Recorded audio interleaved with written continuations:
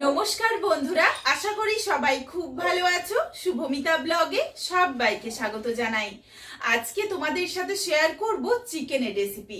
Boneless chicken কিন্তু অনেকেই খেতে চায় না, কিন্তু আমি তোমাদের কথা দিলাম, তোমরা যদি এই পদ্ধতিতে চিকেনটা রান্না করো, অল্প চিকেনের মধ্যে বাড়ির প্রত্যেকেরই হয়ে যাবে, আর খেতেও দুর্দান্ত স্বাদের মুখরোচক চিকেনের রেসিপি।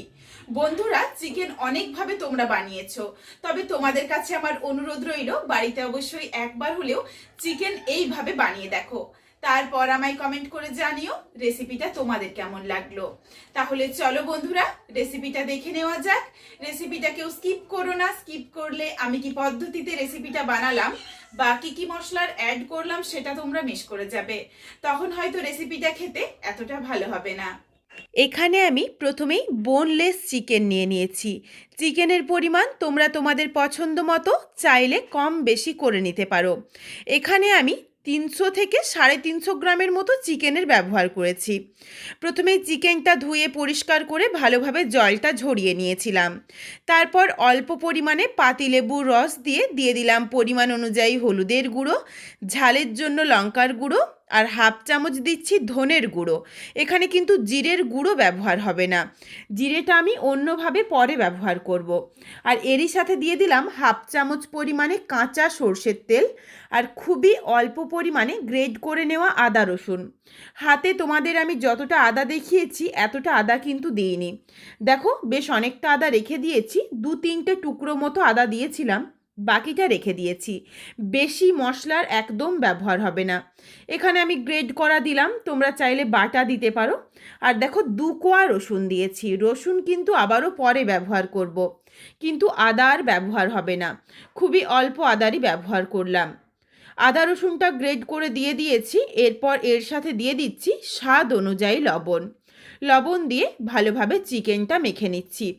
মাখা হয়ে গেলে চিকেনটা প্রায় একটু 15-20 মিনিটের জন্য রেস্টে রাখবো, যাতে মশলাগুলো চিকেনের মধ্যে ভালোভাবে ঢুকে যায়। আর যারা বোনলেস চিকেন খেতে একদমই পছন্দ করে না, একবার হলেও এইভাবে বানিয়ে দেখো, বাড়ির প্রত্যেকেই এই বোনলেস চিকেনই চেয়ে চেয়ে খাবে। দুর্দান্ত মুখরোচক স্বাদের হয়। চিকেনটা মেখে রেখে দিলাম। এরপর একটা বাটিতে কিছু মশলা নিয়ে নিচ্ছি, এটার পেস্ট বানাবো। প্রথমেই দিয়ে দিলাম 2টো শুকনো লঙ্কা আর 2টো ছোট সাইজের পেঁয়াজ কুচি। খুব বেশি পেঁয়াজেরও ব্যবহার করছি না, আর এখানে কিন্তু এই রেসিপিটা একটু ঝাল ঝাল হয়, এই জন্য শুকনো লঙ্কাও দিয়েছি, আর গুঁড়ো লঙ্কা দিয়ে কিন্তু মেখে রেখেছিলাম। একটু ঝাল ঝাল হলেই খেতে ভালো লাগবে। তারপরই কড়াই গরম করে হাফ চামচ গোটা জিরে দিয়ে দিয়েছি। নাড়াচাড়া করে গোটা জিরেটাকে হালকা একটু লালচে রং ধরিয়ে ভেজে নেব। জিরে ভাজার সুন্দর একটা গন্ধ এসেছে, আর দেখো হালকা একটা রং ধরে গেছে। এরপর এই জিরেটা মিক্সিং জারে নামিয়ে রাখলাম। এটা ঠান্ডা হয়ে গেলে মিহি করে গুঁড়ো করে নিচ্ছি।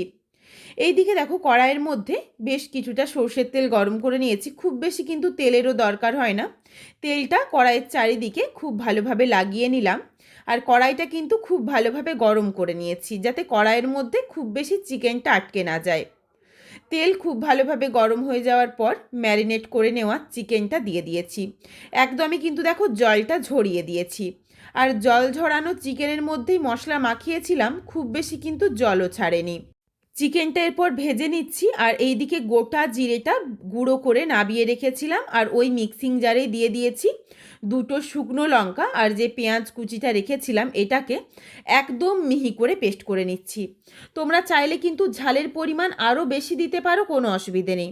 ঠিক এইভাবে দেখো একদম মিহি করে মশলাটা বেটে রেখেছি। চিকেনটা উল্টে পাল্টে বেশ দেখো হালকা একটু লালচে রং ধরিয়ে ভেজে নিচ্ছি। চিকেনের গায়ের জলটুকু শুকিয়ে গেছে, আর সুন্দর দেখো একটা হালকা লালচে রং ধরে গেছে। ঠিক এইভাবে করেই কিন্তু চিকেনটা ভেজে নিতে হবে, যতক্ষণ না অবধি চিকেনের গায়ে একটা লালচে রং আসছে। তা না হলেও কিন্তু রেসিপিটা এতটা ভালো লাগবে না। বেশ দেখো একটা যখন লালচে রং ধরে গেছে, তেলটা ঝরিয়ে চিকেনটা তুলে রাখলাম। কড়াইটা আর ধুয়ে পরিষ্কার করে নেওয়ার দরকার নেই, এই কড়াইয়ের মধ্যেই রান্নাটা হয়ে যাবে। খুবই দেখো সামান্য একটু তেল রয়েছে, তেল নেই বললেই চলে। তো এখানে আমি সামান্য একটু সর্ষের তেল অ্যাড করলাম, 1 চামচের মতো। তেলের পরিমাণ তোমরা তোমাদের পছন্দ মতো চাইলে কম বেশি করে নিও। তেলটা গরম হয়ে যাওয়ার পর দিয়ে দিয়েছি 6-7 কোয়ার মতো গোটা রসুন। তোমরা চাইলে গোটা রসুনের পরিমাণটা যারা খেতে বেশি পছন্দ করো আরও একটু বেশি দিতে পারো। আর এখানে আমি যতটা পরিমাণ মশলার ব্যবহার করেছি পুরোটাই কিন্তু ওই 300 থেকে 350 গ্রামের চিকেনের জন্য। এরপর তোমরা যদি চিকেনের পরিমাণটা কম বেশি করে নাও সেই ক্ষেত্রে কিন্তু তোমাদের মশলার পরিমাণটাও কম বেশি করে নিতে হবে। গোটা রসুনটাকেই একদম হালকা করে ভেজে নিয়েছি। তারপর দিয়ে দিলাম বেটে রাখা মশলার পেস্ট। মশলাটা দিয়ে গ্যাসের ফ্লেম লোতে করে বেশ কিছুক্ষণ সময় নিয়ে মশলাটা কষিয়ে নিচ্ছি, যতক্ষণ না অবধি মশলার কাঁচা গন্ধটা চলে যায়। আর তেলের পরিমাণ তো কম রয়েছে, এই জন্য কিন্তু খুব বেশি তেল ছাড়বে না। তেলটা পুরোটাই মশলাটার মধ্যে টেনে নিয়েছে। এরপর এখানে খুবই সামান্য একটু চিনি দিয়ে দিলাম টেস্টটা ব্যালেন্স করার জন্য। চিনিটা অবশ্যই দিও, তাহলে খেতে বেশি ভালো লাগবে। বেশ কিছুক্ষণ সময় নিয়ে দেখো আবারও মশলাটা কষিয়ে নিয়েছি। মশলার জল যখন পুরোটাই শুকিয়ে গেছে আর সুন্দর একটা গন্ধ আসছে, এই সময় দিয়ে দিলাম 1/2 চামচ পরিমাণে কাশ্মীরি রেড চিলি পাউডার। এটা দিলাম কালারের জন্য, আর এটা অপশনাল, তোমরা চাইলে দিতে পারো, না চাইলে বাদ দিতে পারো। কাশ্মীরি রেড চিলি পাউডার দিয়েই নাড়াচাড়া করে মিশিয়ে নিয়ে অল্প একটু জল দিয়ে দিয়েছি মশলার বাটিটা ধোয়া, না হলে গুঁড়ো মশলাটা পুড়ে যেত। আর খুবই অল্প তেল ছিল, এই জন্য একটু জল দিয়েই আবারও বেশ কিছুটা সময় নিয়ে মশলাটাকে কষিয়ে নেব। মশলাটা এমনভাবে কষাবো যাতে মশলার কাঁচা গন্ধটা কোনোভাবেই না থাকে। তার কারণ চিকেনটা দেওয়ার পর আর কিন্তু বেশি সময় নিয়ে রান্নাটা করা যাবে না। চিকেনটাও ভাজতে ভাজতেই সুন্দরভাবে সুসেদ্ধ হয়ে গেছে। এরপর মশলার সাথে চিকেনটা দিয়ে খুব ভালোভাবে একটু নাড়াচাড়া করে মিশিয়ে নিয়েছি। আর খুবই সামান্য একটু জল দিয়ে দিলাম যাতে চিকেনের মধ্যে মশলাটা একটু ভালোভাবে ঢুকে যায়। যেই বাটা মশলাটা ভেজে বা কষিয়ে নিয়েছি, এই জন্যই অল্প একটু জল দিয়েছি। আর এই সময় দিয়ে দিচ্ছি অল্প পরিমাণে ফ্রেশ ধনেপাতা কুচি, যাতে ধনেপাতার সুন্দর গন্ধটাও থেকে যায়। এরই সাথে দিয়ে দিলাম ভেজে গুঁড়ো করে রাখা জিরে। এইগুলো দেওয়ার পর দেখো খুবই অল্প জল রয়েছে, এই জলটাকে আমি শুকিয়ে নেব। প্রায় মিনিট 2-3 মধ্যেই কিন্তু জলটা শুকিয়ে যাবে। তাহলে সুন্দর একটা ভাজা জিরে বা ধনেপাতার গন্ধটাও থেকে যাবে, খেতেও বেশ ভালো লাগবে। বেশ দেখো 2-3 মিনিট সময় নিয়ে রান্নাটা করে নিয়েছি, বেশ শুকনো শুকনো হয়ে গেছে।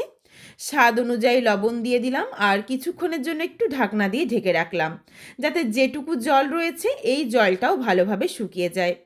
বেশ কিছুক্ষণ পর ঢাকনাটা খুলে নিয়েছি, জলটা দেখো পুরোটাই শুকিয়ে বেশ শুকনো শুকনো হয়ে গেছে। এই রেসিপিটা কিন্তু ঠিক এই রকম শুকনো শুকনোই ভালো লাগবে, একটুখানিও গ্রেভি রাখলে কিন্তু ভালো লাগবে না। একদম দেখো বেশ ঝরঝরেভাবে রেসিপিটা রেডি হয়ে গেছে। এরপর গরম ভাত হোক বা রুটি, লুচি, পরোটা বা পোলাও, ফ্রায়েড রাইস, যে কোনো কিছুর সাথে দুর্দান্ত লাগবে খেতে। রেসিপিটা নামিয়ে নেওয়ার আগে দিয়ে দিলাম অল্প একটু পাতিলেবুর রস, যাতে খেতে বেশ মুখরোচক হয় আর সুন্দর একটা গন্ধ আসে। পাতিলেবুর রস দেওয়ার সাথে সাথেই গ্যাসের ফ্লেমটা অফ করে দিয়েছি। এরপর নাড়াচাড়া করে মিশিয়ে নিয়েই নামিয়ে নিচ্ছি। বন্ধুরা, চিকেন তো অনেকভাবে রান্না করেছো, তবে তোমাদের কাছে আমার অনুরোধ রইল বাড়িতে অবশ্যই একবার হলেও এই বোনলেস চিকেন যারা খেতে চায় না, বোনলেস চিকেনটাকে এই ছোটো ছোটো করে কেটে একবার হলেও এই রান্নাটা করে দেখো। ভীষণই মুখরোচক, ভীষণই একটা সুগন্ধের রেসিপি। তবে তোমরা যদি বাড়িতে বানাও অবশ্যই আমায় কমেন্ট করে জানাতে ভুলো না কিন্তু, যে রেসিপিটা তোমাদের কেমন লাগলো। রেসিপিটা তোমাদের যদি ভালো লাগে তাহলে লাইক করো, শেয়ার করে বন্ধুদের দেখার সুযোগ করে দিও। তোমরা যদি আরও এইরকম নিত্য নতুন ঘরোয়া রেসিপি দেখতে চাও তাহলে অবশ্যই আমার চ্যানেলটিকে সাবস্ক্রাইব করে পাশে থাকা বেলটি অন করে অল নোটিফিকেশান অন করে দিও, যাতে আমার প্রত্যেকটা রেসিপির নোটিফিকেশান সবার প্রথমে তোমাদের কাছে পৌঁছে যায়। আবারও খুব শীঘ্রই হাজির হচ্ছি নতুন কোনো এক ঘরোয়া রেসিপি নিয়ে। পরবর্তী রেসিপি দেখার আমন্ত্রণ রইল। পুরো ভিডিওটা দেখার জন্য অনেক অনেক ধন্যবাদ। তাহলে আজকে আসি, সবাই ভালো থেকো, সুস্থ থেকো। শীঘ্রই দেখা হচ্ছে কিন্তু নতুন কোনো এক ঘরোয়া রেসিপির সাথে।